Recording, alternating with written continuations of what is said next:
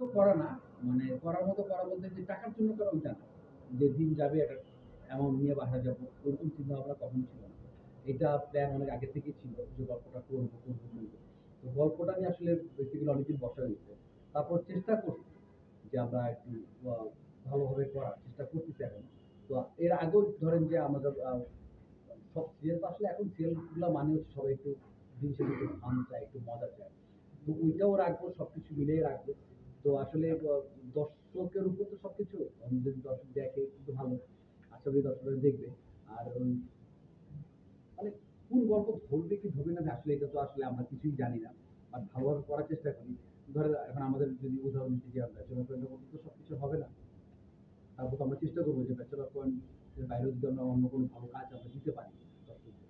সেটা ভালো না? তো ওইটাও আমরা চেষ্টায় আছি আরকি। এই সংশয়টা কাজ করে কিনা ব্যাচেলর পয়েন্ট থেকে বের হয়ে বা অমির যে কাজগুলো ওইখান থেকে বের হয়ে নতুন ভাবে নিজেকে আবার সামনে তুলে ধরা, এই সেটা কি সংশয় কাজ করে কিনা?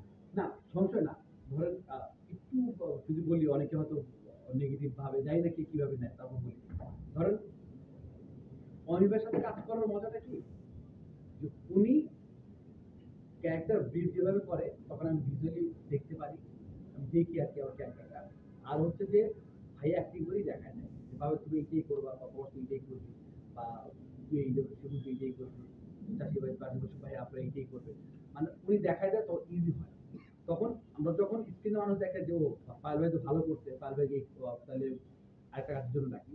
তখন ওই ডিরেক্টর আমার উপরে বিশ্বাস করে ভরসা করে যে ভাইয়া তো ভালো করছে।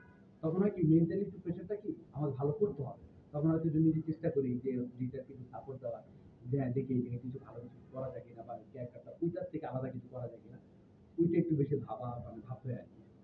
আমরা যত জানি যে আপনি শিখে এসেছেন এখানে থিয়েটার করেছেন এবং এবং আপনি এটা নিয়ে পড়ালেখা করেছেন, এটা নিয়ে না কিন্তু এখনকার সময় যারা কাজ করছে, হ্যাঁ, এইটা ভুল। এটা হ্যাঁ, আমি কখনো আমি থিয়েটার কর্মী না, থিয়েটার করি নাই। আমার ব্যাকগ্রাউন্ড যদি বলি আমি কি সর্বপ্রথম এখনই প্রাউডলি বলি, এখনো বলি যে আমি সর্বপ্রথম হচ্ছে আমি মিরাক্কেল আরকি পারফর্মার। আচ্ছা। মিরাক্কেলে ছিলাম। আমার যদি শিখে আসি, যতটুকু শিখি আমি পুরাটাই আমি মিরাক্কেল থেকে শিখছি। এবং থ্যাংকস মিরাক্কেলকে এখনো জানি আমি সারা জীবনই জানাবো। আর আমার পড়াশোনা আমি অ্যাকাউন্টিং এর ছাত্র। আমি ঢাকা থেকে অ্যাকাউন্টিং অনার্স মাস্টার্স করা। তো আমি থিয়েটার বা অ্যাক্টিং নিয়ে কোনো পড়াশোনা করি নাই। আমি অ্যাক্টিং জানিও না। মনে হয় যে এটা করতে হবে, এটা করি। আমার চিন্তা ভাবনা ওইটাই আরকি।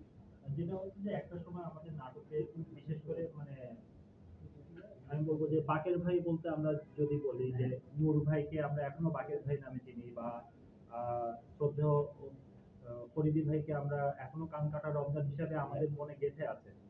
সেই ক্যারেক্টার গুলো কিন্তু এখনো আমাদের মানে বর্তমান সময়ে আমরা যতই মানে হয়তো জনপ্রিয়তা পাচ্ছে কিন্তু আর্টিস্টদের এই লংজিভিটিটা পাচ্ছে না। সেই জায়গাটা আসলে পাবেল ভাই আপনি আসলে কি মনে করছেন? অভিনয়ের জায়গাটা আসলে কতটুকু আমরা উন্নতি করতে